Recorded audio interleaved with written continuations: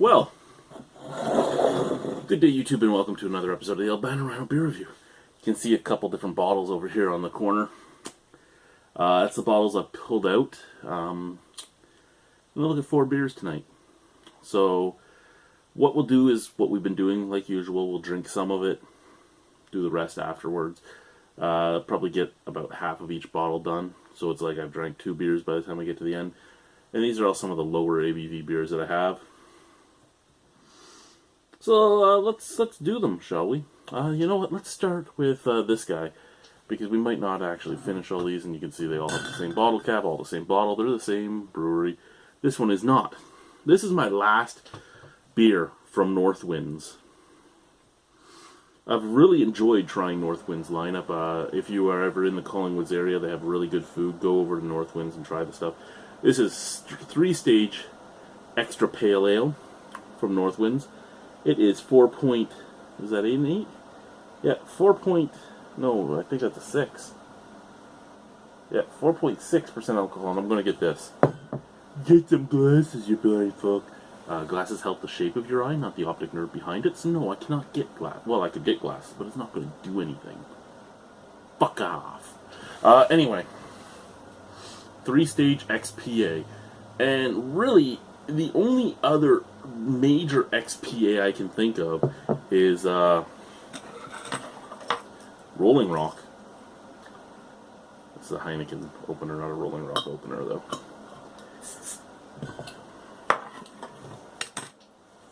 It's not the only other XPA out there. It's just the most notorious, if you will, the most well-known extra pale ale out there.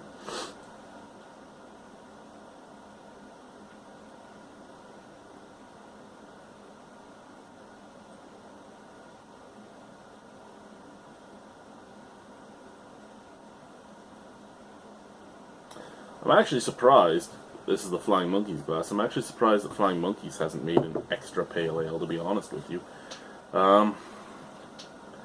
Yeah, beautiful orangey color, bright white head.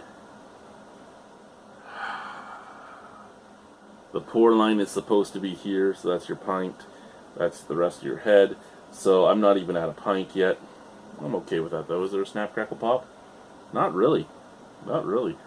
It's an okay looking beer. A little bit of haze. Smell? Oh, and I think right down here is the reorder line. I'll have to wait till we get closer to it.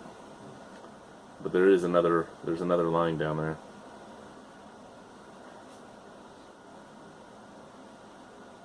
And what's with 3 stages and 3 speeds? There's so many beers that are bike oriented that are like 3-stage, 3-speed, 3 this, 3 that.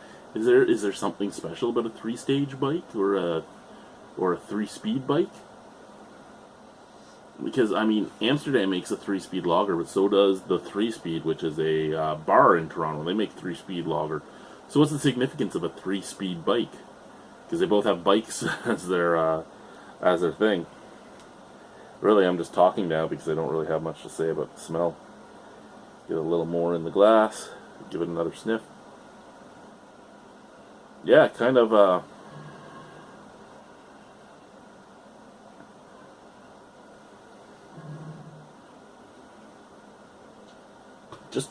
just a little bit of like a syrupy sweetness to it. Like a syrupy maltiness. Intriguing to say the least.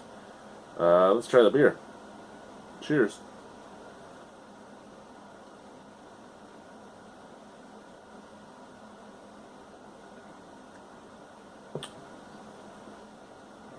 Okay. So it's pretty much a hoppier version of a macro beer.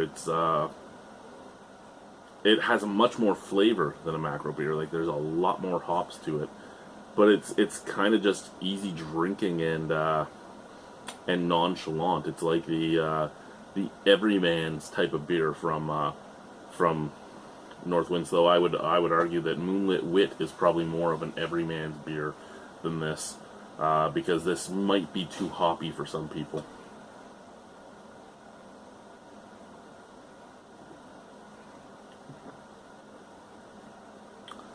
sort of creamy, but still a light to light medium mouthfeel. It is on the lighter side, but it does cover the palate a little bit. A little bit of straw flavor up at the forefront. It smelt syrupy, but it's kind of straw and a tiny touch of malt up at the forefront. Back end, resiny, earthy, and piney. Maybe that's the three stages, is the layers of hoppiness.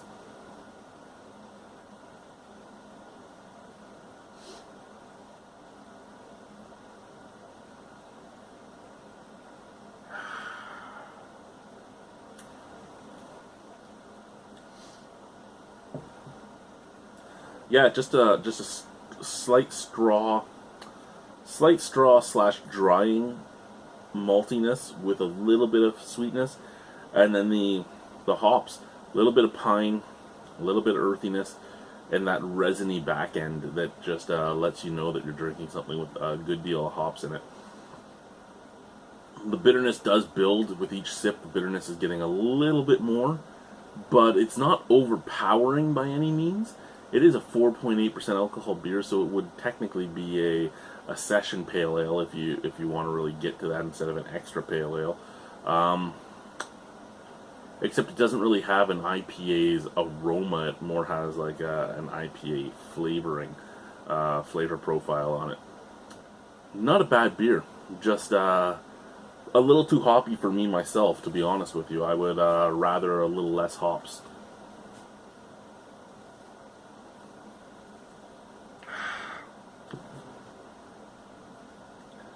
Out of 10, though,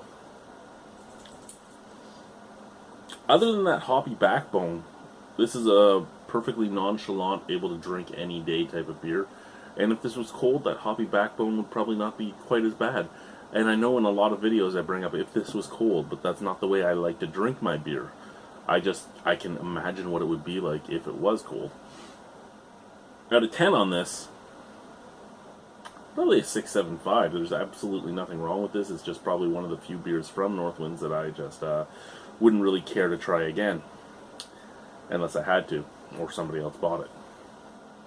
And when I say unless I had to, I mean if my choices were Canadian Coors, Export,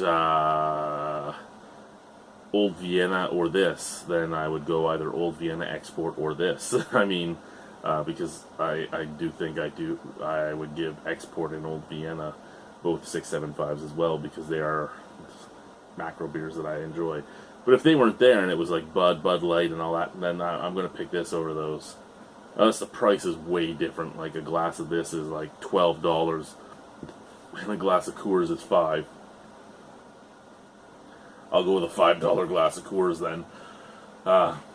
Because yeah, my money does mean something to me as well. But that's going down another road that we don't even care to go into right now, right? I don't care about it. Yeah, 6.75 out of 10. There's nothing wrong with this beer.